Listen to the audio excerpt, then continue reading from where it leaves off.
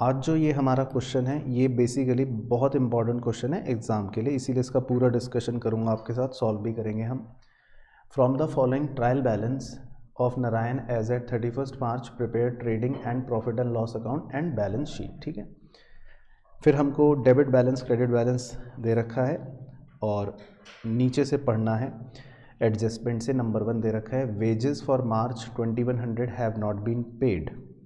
तो किस पर तारा लगा लें? वेजेस पर।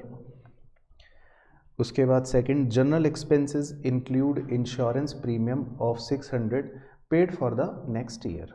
तो किस पे तारा लगा लें? जनरल एक्सपेंस पर। उसके बाद number 3, half of the amount of Mohan's bill is irrecoverable, create a provision for doubtful debts at 5% on the debtors. तो किस पे तारा लगा लें? डेटर्स पर लगा लेते हैं। उसके बाद अगला पॉइंट है, depreciation is to be charged land and building machinery and furniture. तो किस पे तारा लगा लेते हैं? लैंड एंड बिल्डिंग पर, मशीनरी पर और फर्नीचर पर। उसके बाद number 5, loan from Mrs Narayan was taken on 1 October, interest has not yet been paid. तो किस पे तारा लगा लेते हैं? लोन फ्रॉम मिसेस नारायण पर। उसके बाद number 6, value of stock at the hand on 31 मार्च। ये क्या है? Closing stock. तो ये आप बाद में छोड़ देते हैं, इस पर तो कोई तारा नहीं लगाना। और लास्ट है, manager is to get commission of 10% of the profit after charging such commission. तो इस क्वेश्चन में मेरे को ये एक बची हुई एडजस्टमेंट भी डिस्कस करनी है। मैनेजर को कह रहा है कमीशन देना है 10% प्रॉफिट का आफ्टर चार्जिंग सच कमीशन। इसको भी अलग छोड़ देते हैं, इसका भी कोई तारा नहीं लगाते गए, राइट। चलो, तो बेसिकली ये आपका एग्जाम में इस तरह का इंपॉर्टेंट क्वेश्चन पूछेगा। तो अब हम शुरू से शुरू करते हैं। नंबर 1 आइटम से सबसे पहला है ओपनिंग स्टॉक। बताइए जी, कहाँ जा दिखेंगे? Debit side of trading account. चलो, तो मेरे साथ साथ लिख लो, 2 ओपनिंग स्टॉक 15,500। उसके बाद नेक्स्ट आइटम है लैंड एंड बिल्डिंग, उस पर भी तारा, मशीनरी उस पर भी तारा, फर्नीचर एंड फिक्चर उस पर भी तारा। तो ये तीनों के तीनों कहाँ लिखने हैं? एसेट में। सही, तो तीनों के तीनों को बैलेंस शीट में एसेट में लिख लेते हैं। लैंड एंड बिल्डिंग अंदर लिख लो 35,000, फिर एक लाइन छोड़ के मशीनरी 50,000 अंदर लिख लो, और फिर एक लाइन छोड़ के फर्नीचर 5,000 अंदर लिख लो। ठीक है, फिर तीनों पे तारे लगे हुए हैं, तो तीनों के तारे पढ़ लेते हैं एक बार। तो तीनों के तारे जो थे वो थे एडजस्टमेंट, क्या ये रही, depreciation is to be charged. कितना कितना डेप्रीसिएशन लगाना है? लैंड पर 2% निकालो आप जब तक, मशीन पर 10% और फर्नीचर पर 15%। तो तीनों का डेप्रीसिएशन निकाल लेते हैं, आ जाओ। तो लैंड का 2% बताओ, 700। तो माइनस कर दो डेप्रीसिएशन लैंड का 700। ठीक है, तो बाहर कितना आ जाएगा माइनस करके? 34,300 माइनस मशीनरी का 10% 5,000 माइनस कर दो, बाहर आ गया 45,000। और फर्नीचर का 15% माइनस कर दो, 750। तो बाहर आ गया 4250। ठीक है, अब ये डेप्रिसिएशन दूसरी जगह कहाँ लिखना है? Debit side of P&L। ठीक है, तो तीनों डेप्रिसिएशनों को डेबिट साइड ऑफ P&L लिख लेते हैं। तो P&L के डेबिट साइड पर लिख लेते हैं टू डेप्रिसिएशन, तीनों को इकट्ठे ही लिख लेते हैं, मतलब एक था 700, एक था 5000 और एक था 750, तो तीनों को मिलाकर कितना बन गया? 6450। ओके, ठीक है, चलो जी, तो ये हो गया आपका यहाँ तक। उसके बाद अगला आइटम है purchases, debit side of trading 1,06,000। तो अंदर लिख लेते हैं टू परचेजेस 1,06,000। उसके बाद अगला item salaries, debit side of P&L। ठीक है, तो लिख लेते हैं debit side of P&L to salaries 11,000। उसके बाद अगला आइटम जनरल एक्सपेंस 2500, कहाँ? Debit side in P&L। ठीक है, तो P&L में डेबिट साइड पर अंदर लिख लेते हैं टू जनरल एक्सपेंसेस 2500। अब इसमें तारा था, तो इसके तारे को पढ़ते हैं, फिर आप बताना क्या करना है। सेकंड पॉइंट है general expenses include insurance premium of 600 paid for next year. आपने 600 रुपये प्रीमियम पे करा है नेक्स्ट ईयर के लिए, इसका मतलब ये क्या है? Very good, prepaid insurance. अब तो दक्ष भी बोल रहा है, oh my god, very good Daksh, prepaid insurance. तो अब इसके दो ट्रीटमेंट क्या?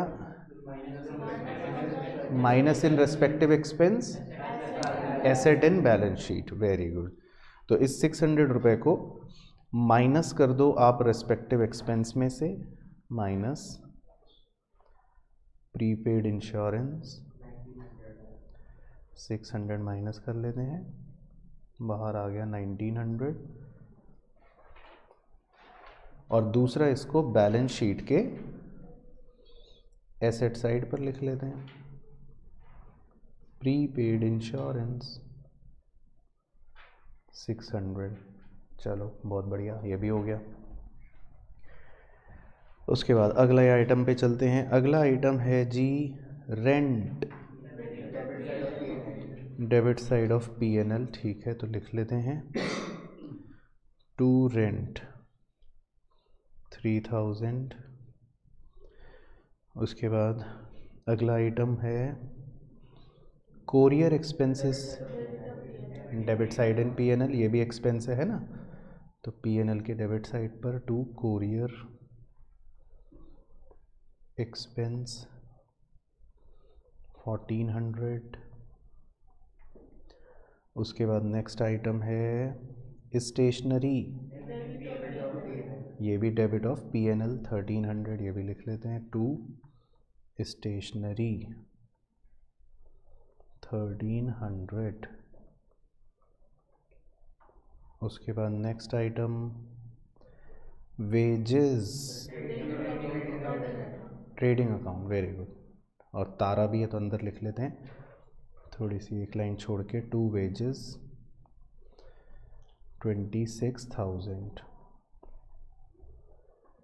अब वेजेस का तारा पढ़ते हैं। वेजेस के तारे में दे रखा है wages for the March 2022 2100 have not been paid. तो इसका मतलब ये क्या है?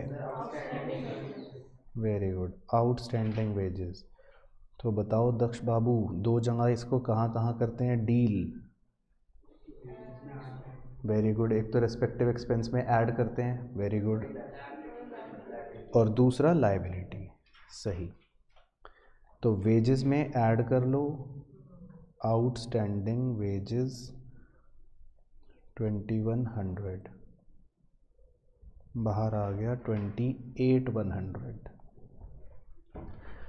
और दूसरी जगह बैलेंस शीट में लाइबिलिटी साइड लिख लेते हैं outstanding wages 2100।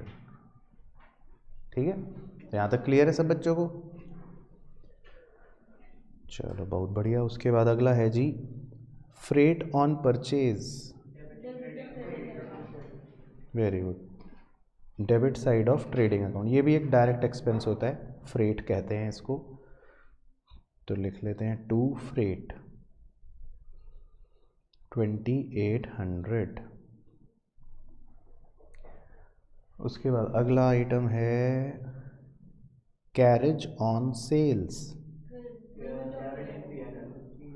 Debit in PNL. Very good. ये एक इनडायरेक्ट एक्सपेंस होता है सेल से रिलेटेड, इसको कैरेज आउटवर्ड भी कहते हैं एक तरह से। Very good.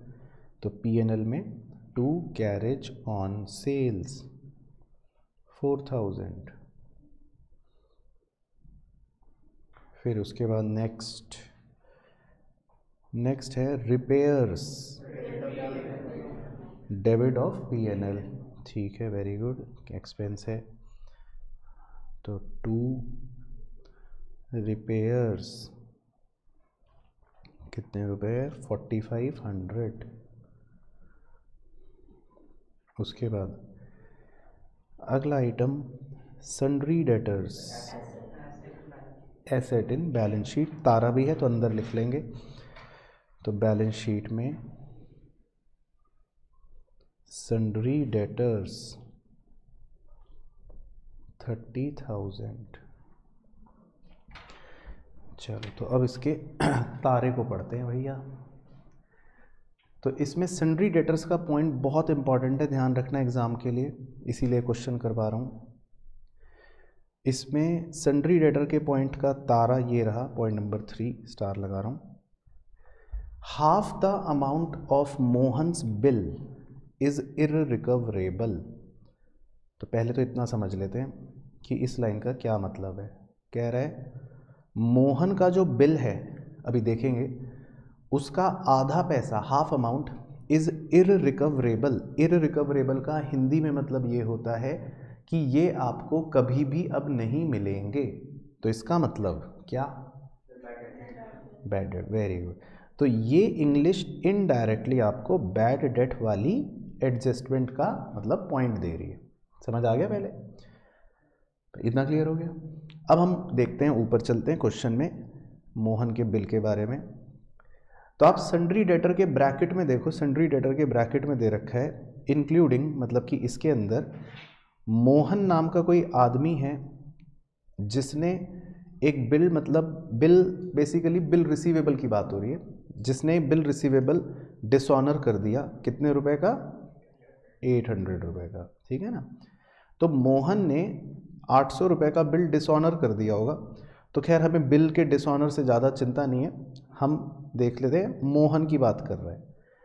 तो मोहन का बिल अगर 800 रुपए का है और नीचे वो कह रहा है कि आधा पैसा मोहन वाला अब कभी भी नहीं मिलेगा, बैड डेट हो गया। तो कितने रुपए बैड डेट हो गए? 400। Very good. तो मतलब मैं यहाँ पे लिख सकता हूँ 400। अब इस बैड डेट को आप क्या कहते हो, न्यू या ओल्ड? न्यू बैड डेट कहते हो। तो क्लियर हो गई कहानी? तो पहले इतना एडजस्टमेंट समझ आ गया। तो इतनी इंग्लिश का मतलब है कि ये आपको न्यू बैड डेट दे रखे हैं, कितने रुपए के?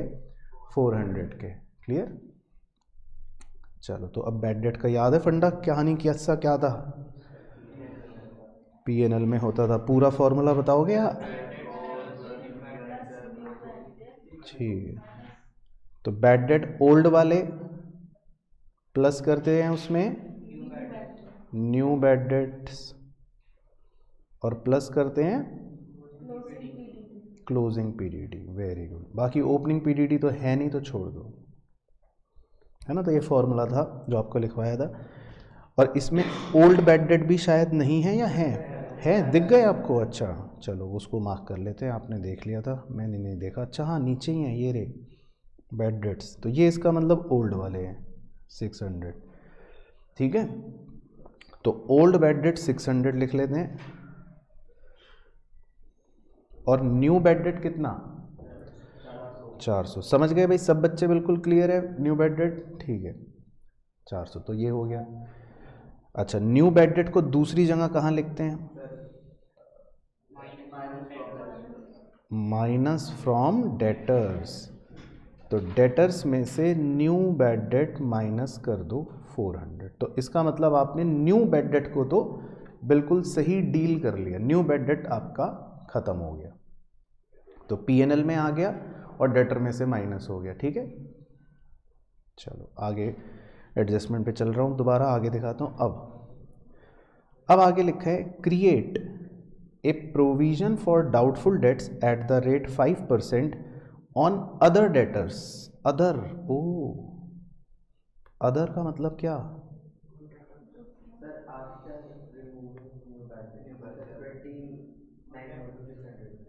29,600 की, ठीक है उस पर आते हैं। तो मैं दोबारा पढ़ रहा हूँ, create a provision for doubtful debt, तो इसका मतलब ये कौन सा प्रोविजन कहलाता है?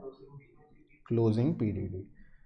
तो वो ये कह रहा है कि आपको क्लोजिंग पीडीडी 5% बनाना है on other debtors. Other debtors का मतलब इस सेंटेंस में किस संदर्भ में है वो बता देता हूँ। अब मेरे बहुत सारे डेटर्स होते हैं, बहुत सारे डेटर्स का मतलब मोनू, सोनू, SRK, सल्लू, सुनीता, मुनीता, गोपाल, शोपाल और मोहन, बहुत सारे डेटर्स होते हैं। अब उनमें मोहन की स्टोरी के बाद वो कह रहा है कि create closing PDD of 5% on other debtors. तो यहाँ पे अदर डेटर्स का मतलब ये है कि आपको मोहन को हटाना है, मोहन के अलावा जो अदर डेटर्स हैं उन पर 5% प्रोविजन बनाना है। बात समझ आई? अदर का मतलब यहां पर क्या है? अदर का मतलब है कि मोहन के अलावा। तो अब मैं थोड़ा सा ऊपर करता हूं। अब देखो जी, आपके डेटर्स कितने दे रखे हैं? 30,000 और ब्रैकेट में लिखा है इंक्लूडिंग मोहन 800 रुपए। तो अगर डेटर्स के अंदर, सारे डेटर्स के अंदर 800 रुपए का मोहन है, तो उसके अलावा अदर डेटर्स कितने बचे? 29,200। क्लियर हो गया पॉइंट? तो बस इस क्वेश्चन में यही एक इंपॉर्टेंट पॉइंट था। तो काफ़ी बच्चे इसी पॉइंट में गलती करते हैं, तो मैं यहाँ वैल्यू लिख लेता हूँ कि अदर डेटर्स हमारे कितने हैं? 29,200। समझ गए अदर डेटर्स? ठीक है, तो अब आप 29,200 का 5% कैलकुलेट कर लो। 1460 बच्चों ने कहा। ओके, तो ये आपका आ गया क्लोजिंग पीडीडी 1460। ठीक है जी। तो अब दो ट्रीटमेंट बता दो इसके क्लोजिंग पीडीडी के। एक तो पीएनएल में ऐड हो जाएगा, वेरी गुड, तो बस दोनों जगह लिख लेते हैं। तो क्लोजिंग पीडीडी में यहाँ पर तो ऐड कर लो 1460, तो बाहर कितना आ गया? 2460, और डेटर में से माइनस कर दो क्लोजिंग पीडीडी, तो डेटर्स में से माइनस क्लोजिंग पीडीडी 1460, तो डेटर्स आपके बाहर कितने आ जाएंगे माइनस करके? 28,140। ओके, ठीक है, तो समझ आ गया आपको पॉइंट? चलो, तो ट्रीटमेंट जो है वो तो सिंपल था, हमने पढ़ रखा है, बस इसमें वैल्यू निकालना थोड़ा सा इंपॉर्टेंट था, तो वो भी आपको समझ आ गई बात, अदर डेटर का पॉइंट। चलो, तो ये भी कहानी खत्म हो गई। अब उसके बाद अगले आइटम कैश इन हैंड और कैश एट बैंक। ठीक है, तो ये तो दोनों एसेट हैं, तो कैश इन हैंड और कैश एट बैंक दोनों को एसेट में लिख लेते हैं। तो कैश इन हैंड 4100 और कैश एट बैंक 12,400। तो कैश इन हैंड और कैश एट बैंक दोनों एसेट। उसके बाद next item sales return. Credit side में सेल्स में से माइनस, तो बाय सेल्स लिखकर उसमें से माइनस कर लेते हैं सेल्स रिटर्न 5100। उसके बाद नेक्स्ट आइटम, अब इधर चलते हैं, कैपिटल 70 लाइबिलिटी। तो बैलेंस शीट में लाइबिलिटी साइड लिख लेते हैं कैपिटल अंदर की तरफ 70,000। उसके बाद जी next item, loan from Mrs Narayan. आपने अपनी पत्नी से लोन लिया है। आप कौन हो इस सवाल में? नारायण। और लोन किससे लिया आपने? पत्नी से। तो देखो पत्नी भी, ओ माय गॉड, ब्याज ले रही है, बताओ। तो इससे आपको क्या सीख मिली? मतलब बिजनेस में इसका मतलब कोई रिश्ता विश्ता कुछ नहीं। तो लोन फ्रॉम मिसेस नारायण, तो इसको कहाँ लिखेंगे लोन फ्रॉम मिसेस नारायण को? लाइबिलिटी। तो पहले ये लिख लेते हैं 30,000 लाइबिलिटी। ठीक है, लाइफ लेसन्स हैं। यहाँ पत्नी लोन पर इंटरेस्ट ले रही है। Loan from Mrs Narayan 30,000 liability, और उसमें तारा है। ठीक है, वो तारा भी देख लेते हैं। तो तारा, ओ तारा कहाँ है? ये रहा पॉइंट। कह रहा है लोन फ्रॉम मिसेस नारायण, हमने पत्नी से लोन लिया कब? 1 अक्टूबर को लोन लिया। और आगे कह रहा है interest has not yet been paid. इसका मतलब वेरी गुड, आउटस्टैंडिंग। तो आप इंटरेस्ट बता सकते हो? 9% है ना, ये रहा। निकालना इंटरेस्ट कितना आएगा?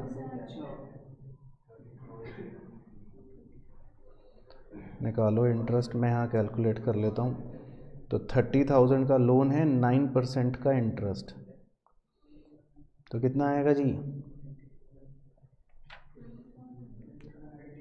2700। बट क्या ये 2700 सही इंटरेस्ट होगा? क्यों गलत है? क्योंकि आपने लोन 1 अक्टूबर को लिया है। तो अब आप 1 अक्टूबर से 31 मार्च तक गिनो, मतलब अक्टूबर का पूरा मंथ, नवंबर, दिसंबर, जनवरी, फरवरी, मार्च, 6 मंथ्स का।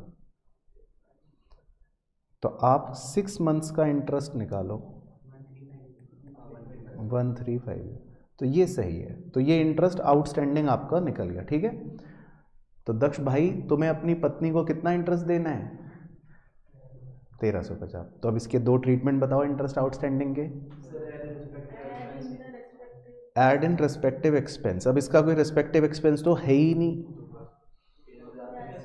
तो बस ऐसे ही लिख देंगे पीएनएल में। लिख लो फिर 2 आउटस्टैंडिंग इंटरेस्ट 1350। ठीक है, और दूसरी जगह लायबिलिटी, तो बैलेंस शीट में लायबिलिटी में लिख लेते हैं आउटस्टैंडिंग इंटरेस्ट 1350। ठीक है, बहुत बढ़िया। तो ये भी पॉइंट हो गया। ठीक है, क्लियर है सबको? चलो बहुत बढ़िया, बस अंतिम सांसें ले रहा है सवाल। उसके बाद है जी सन्ड्री क्रेडिटर्स लायबिलिटी 9600। तो creditors 9600।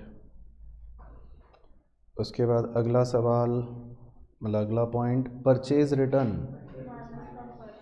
Minus from purchase. Purchase में से माइनस कर दो, माइनस परचेज रिटर्न 2100। तो माइनस करके बाहर आ गया 1,03,900। 1,03,900। उसके बाद अगला item sales, trading account credit side. तो यहाँ लिख लो 2,07,300। तो बाहर आ गया 2,02,200 माइनस करके।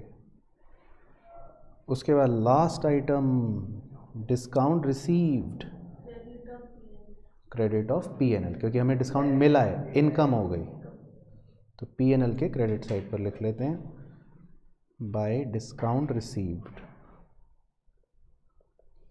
1200।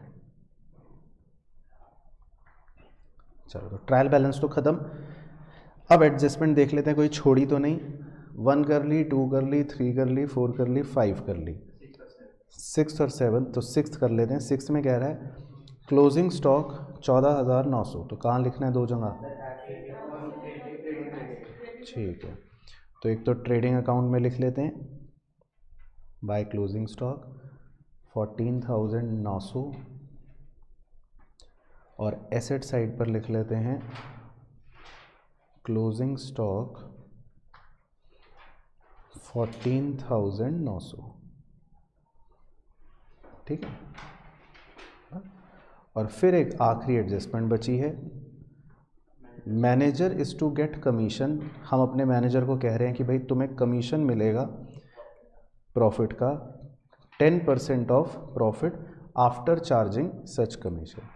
तो फटाफट जाओ जहाँ पर आपको नंबर वाइज एडजस्टमेंट्स लिखवाए थे उस पेज पर, और मैनेजर कमीशन वाली एडजस्टमेंट पर पहुँचो।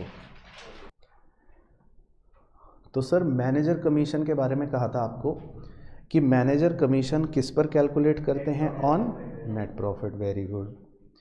और मैंने इसके बारे में ये भी बताया था कि ये एडजस्टमेंट हमेशा आपको लास्ट में ही करनी पड़ेगी, और इस एडजस्टमेंट को करने के लिए मैंने आपको कहा था कि पहले आपको क्या निकालना पड़ेगा? Net profit. तो ये एडजस्टमेंट बिना नेट प्रॉफिट निकाले नहीं हो सकती है ना, तो पहले तो वो हम निकाल लेंगे। दूसरी बात, फिर मैंने आपको इसके 2 ट्रीटमेंट लिखवाए थे कि कहाँ कहाँ लिखना है, पढ़ लो। Debit side in P&L account, और दूसरा लायबिलिटी साइड। और सबसे इंपॉर्टेंट आपको लिखवाया था कि इसे कैलकुलेट कैसे करते हैं। तो मैंने कहा था कि 2 केसेस हो सकते हैं, एक बिफोर लिखा होगा और एक आफ्टर लिखा होगा। तो इस क्वेश्चन में स्पेसिफिकली उसने बोला है आफ्टर चार्जिंग हिज कमीशन, यानी कि इस क्वेश्चन में आपको कौन से केस को फॉलो करना पड़ेगा? सेकंड केस को। तो एक बार फॉर्मूला देख लो, मुंह से बोल लेते हैं। फॉर्मूला है rate upon 100 plus rate into net profit before commission. तो हम इसको निकालेंगे भी, सीखेंगे भी। चलो तो सवाल पे चलते हैं वापस। तो मैनेजर को 10% हमें कमीशन देना है, तो 10% को बोल सकते हैं ये क्या दे रखा है आपको? रेट। ठीक है ना। और आफ्टर चार्जिंग सच कमीशन लिखा है, वो मैंने आपको दिखाई दिया। इसका मतलब कौन सा केस फॉलो करना पड़ेगा? सेकंड वाला। ठीक है, तो वो अभी करते हैं, लेकिन वहाँ तक पहुँचने के लिए पहले हमें क्या निकालना पड़ेगा? Net profit. तो पहले आओ ट्रेडिंग अकाउंट से करते हैं कास्टिंग। तो मैं क्रेडिट साइड का कर रहा हूँ। क्रेडिट साइड का आ रहा है 2,17,100, 2,17,100। तो 2,17,100 में से चारों माइनस करके बताओ क्या बचेगा? 66,800। ठीक है, तो इसको हम नाम दे देते हैं ग्रॉस प्रॉफिट 66,800। तो ये आपका पहले ग्रॉस प्रॉफिट आ गया 66,800। अब ये ग्रॉस प्रॉफिट कहाँ लिखना है जी? Credit side of P&L। तो यहाँ लिख लेते हैं बाय ग्रॉस प्रॉफिट 66,800। अब P&L अकाउंट का क्रेडिट साइड का टोटल मैं बताऊंगा, और फिर डेबिट के माइनस करके नेट प्रॉफिट आप बताओगे। तो मेरा तो क्रेडिट साइड का आ रहा है 68,000।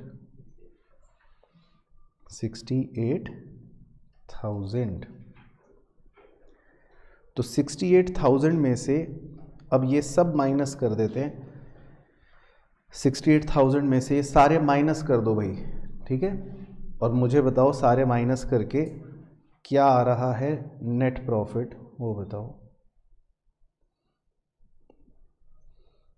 चलो सर, तो हम निकालते हैं। तो ये सारे माइनस करके आ रहा है 30,640, ठीक है ना। मैंने भी चेक कर लिया, यही आ रहा है। तो 30,640 है ना, ये नेट प्रॉफिट बच रहा है, अभी अंदर लिख लेंगे, है ना। अब हमें 10% कमीशन देना है, और लिखा है आफ्टर चार्जिंग तो केस 2 में क्या फॉर्मूला था, एक बार सोचो, अभी जो दिखाया था, rate upon 100 plus rate into net profit, है ना।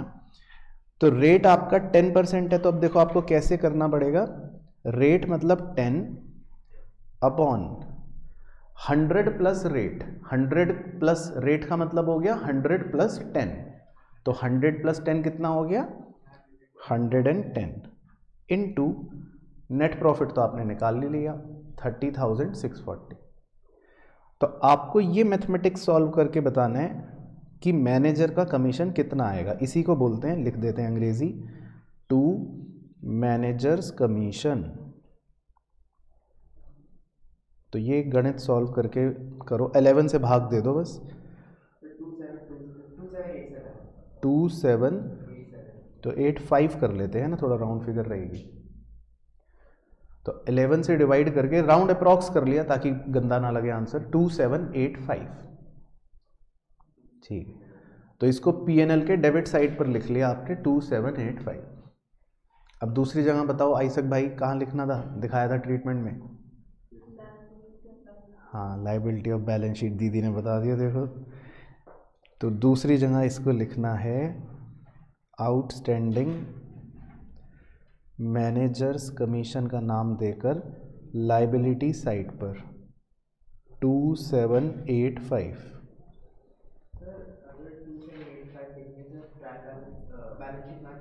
हाँ होगी, अभी करके दिखाऊंगा, देखो 2785।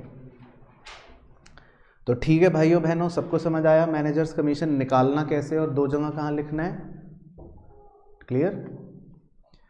चलो बस, अब आप अपना फाइनल नेट प्रॉफिट का आंसर लिख सकते हो 2 नेट प्रॉफिट। तो नेट प्रॉफिट पता है कैसे निकाल सकते हो, वेरी इजी, बताओ कैसे निकाल सकते हो। जो 30,640 नेट प्रॉफिट पहले आया था उसमें से बस मैनेजर कमीशन माइनस कर दो 2785, तो आपका फाइनल आंसर आ जाएगा, मुझे भी बताओ। तो ये आ रहा है सर 27,855, यानी 27,855। तो ये आपका फाइनल नेट प्रॉफिट का आंसर आ जाएगा। अब इस फाइनल नेट प्रॉफिट को कहाँ ले चलना है, कैपिटल में ऐड करना है, सही। तो इसको कैपिटल में ऐड कर लेते हैं, आ जाओ, कहाँ है कैपिटल, ये रही, प्लस नेट प्रॉफिट 27,855, तो ये आ गया जी बाहर 97,855। अब पुरुष वर्ग वाले जोड़ो एसेट, महिलाएं जोड़ें लायबिलिटियां, फिर देखते हैं। तो ये दोनों साइड का टोटल आ रहा है बिल्कुल सही 143,690, मतलब दोनों साइड आपकी मैच और पूरे आपके 15 नंबर पक्के हो जाएंगे। 15 नंबर का क्वेश्चन है ये एग्ज़ाम में। बट आपको समझ आ गया पूरा अच्छे से, बिल्कुल क्लियर, चलो परफेक्ट।